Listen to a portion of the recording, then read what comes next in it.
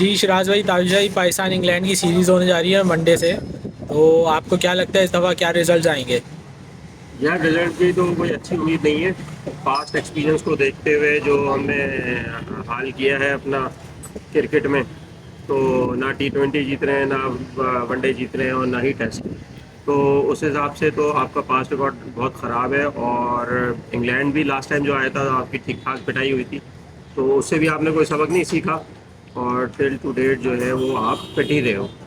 और पाकिस्तान कप में जो आपने कराया, उसका भी कोई इस टेस्ट सीरीज से कोई फ़र्क नहीं पड़ेगा, सिवाय इसके कि बाबर आजम को आपने सही जलील किया वहाँ पे। तो उसको हारिस के अंडर में कैप्टनसी करवाई और वो एट द एंड उसने कैप्टनसी से रिज़ाइन कर दिया। आपने फोर्सफुली तो नहीं किया, लेकिन इनडायरेक्टली आपने तमाम प्रेशर डाला उसके ऊपर। तो चैम्पियंस ट्रॉफी में तो जो करा के आपने रिजल्ट देखा वो ये है।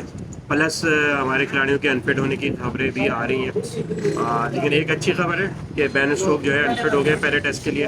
शायद कोई एडवांटेज मिल जाए आपको। भाई देखो, मैं तो बहुत सिंपल बात करूँगा इस हवाले से। बांग्लादेश से हम जलील हो गए, सही है। जब तक आप एडहॉकिज्म बेसिस पे वोट चलाते रहोगे, रिजल्ट आपको जीरो मिलता रहेगा। क्यों? क्योंकि आपने क्या करना होता है, आपने कहीं ना कहीं ऐसी चीज़ें इम्प्लीमेंट आप कर देते हो जो ऊपर से आपको इंस्ट्रक्शन आती है, आप वो टीम के साथ कर देते हो। आपको सबसे पहले एक एग्रेसर तलाश करना होगा, जो आपका कप्तान। अगर आपका कप्तान एग्रेसर नहीं है, आप मैचेस नहीं जीत सकते हो। बाज़ दफ़ा आप अपनी कैप्टनसी से मैचेस जीत जाते हो। लड़कों को वो बकअप करता है, लड़कों को एक माइंडसेट देता है, उससे आप टेस्ट मैच जीतते हो। अगर आपने वही सेटअप करना है, इतनी बेइज्जती वाला मामला करना है, तो बस ऐसे तो फिर हम तो जलील होते रहेंगे। अभी अभी बहुत अच्छा मौका है। बेन स्टोक्स जो है वो इंजर्ड हो गया है, पहले टेस्ट से बाहर है वो, सही है। अभी हमें ऑल आउट जाना चाहिए, लेकिन मुसीबत ये है कि आपके पास अच्छा स्पिनर नहीं है। अब आप ये चाहते हो कि आप एशिया के अंदर फास्ट बॉलर से आप मैच जीतो। भाई ऐसा नहीं होता। आप यासिर शाह को क्यों इग्नोर कर रहे हो? आप चांस दो यार उसको। अब तो करियर तबाह कर दिया भाई, खत्म हो चुका। करियर ये तबाह एंड कर हो दिया। गया। मैं कहता हूँ यार, आप अभी अभी उसको लाओगे ना, वो अपने स्टेटर वन से नहीं नहीं मेरा नहीं पहले आउट आउट कर देगा। नहीं नहीं भाई नहीं। वो ऐसा उसको नहीं लेग स्पिन खेलने जाएंगे, वो स्टेटर में आउट कर देगा। यासिर शाह चला गया, उसका चैप्टर क्लोज हो गया। आप नया टैलेंट तलाश करो और उस पर फोकस करो। और आप नए टैलेंट को वाक़तन वाक़तन कॉन्फिडेंस दो। एक दिन में कोई भी स्टार नहीं बनता भाई। ये बहुत ही रेयर होता है कि एक दिन में शाहिद आफरीदी आके ना सेंचुरी बना दे और स्टार बन जाए। हाँ, तो ये ये बहुत सही है। बहुत मुश्किल से होता देखो ना, है। जब जब बाबर आजम में थोड़ी सी बेहतरी आई, कुछ डिसीजंस उसके बेहतर होने लगे, आपने उसको कैप्टनसी से हटा दिया। फिर उसने वनडे और T20 से खुद स्टेप डाउन कर दिया। मसला ये है कि आप करना क्या चाहते हो। आप असल में बोर्ड को खुद क्लैरिटी नहीं होती ना कि वो कर क्या रहा है। जब तक इस चीज़ की वोट रहता क्लैरिटी नहीं कब है? होगी ना, वोट को रहता ही नहीं है, तो वोट यही को तो क्लैरिटी इसको कहाँ मैं से यही आएगी? तो कह रहा हूँ कि एडहॉकिज्म बेसिस पे आप बोर्ड नहीं चला सकते आप। जो जो प्राइम मिनिस्टर आता है वो अपना बंदा लेके आता है, जो भी आ जाए। हमारे तो साथ तो धोखा ये हुआ कि खान साहब के दौर में हमारे साथ वो कुछ हो गया क्रिकेट में जो कभी भी नहीं हुआ था। बहरहाल सही है। बहुत सारे लोगों की रोजियां गई, रोजी चली गई उस पर। तो खैर बहरहाल वो भी एक ऐसा डिबेट है जो कि बिल्कुल अलग। उसका एक हम वो करेंगे, बैठक करेंगे। अभी मैं ये समझता हूँ कि ऑल आउट जाना चाहिए। शान मसूद के पास लास्ट ऑप्शन है, लास्ट चांस है, क्योंकि उसने भी ठीक ठाक जलील करवा दिया। ऑस्ट्रेलिया से लेके बांग्लादेश तक हम जलील ही होते रहे। तो अब ये है कि वो ऑल आउट जाए, और ये जो दोस्तियाँ यारियाँ हैं, ज़रा इससे निकल के खुद अपने डिसीजंस ले। इतने अरसे से क्रिकेट खेल रहा है, तो अपने भी तो कोई डिसीजन पावर होंगे ना, तो वो उसको इम्प्लीमेंट करने की कोशिश करें। इंशाल्लाह बेहतर रिजल्ट है। अच्छा, पहले टेस्ट मैच के लिए आपको क्या लगता है पिच किस टाइप की होगी, और पाकिस्तान की प्लेइंग 11 क्या होनी चाहिए?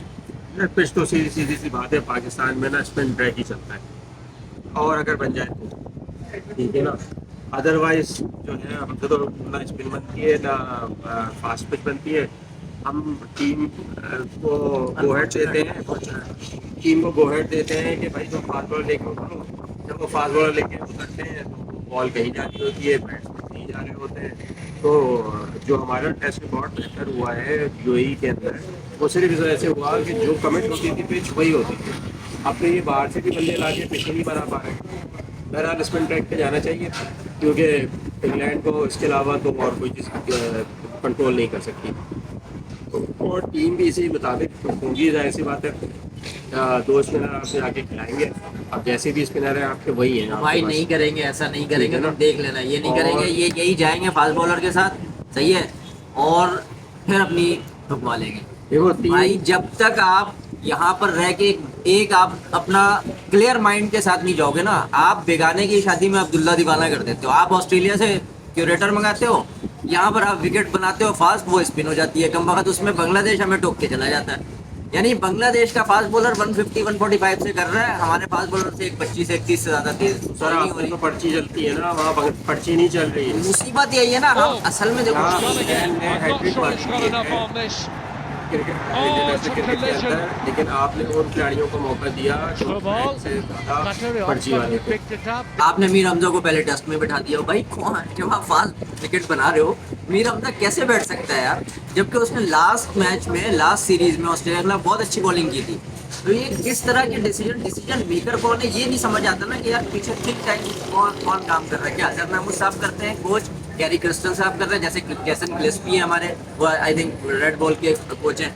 बस किस तरह की थिंक टैंक वर्किंग कर रही है। अगर थिंक टैंक इस तरह की वर्किंग कर रही है कि आप विकेट बनाते हो फास्ट और वो स्पिन हो जाती है, तो उसके बाद आपका बैकअप प्लान क्या होता है? कोई बैकअप मूव आप करते हो? नहीं कर सकते हो, सही है। आप वही मीर हमजा से करवा रहे होते हो, शाहीन आफरीदी से।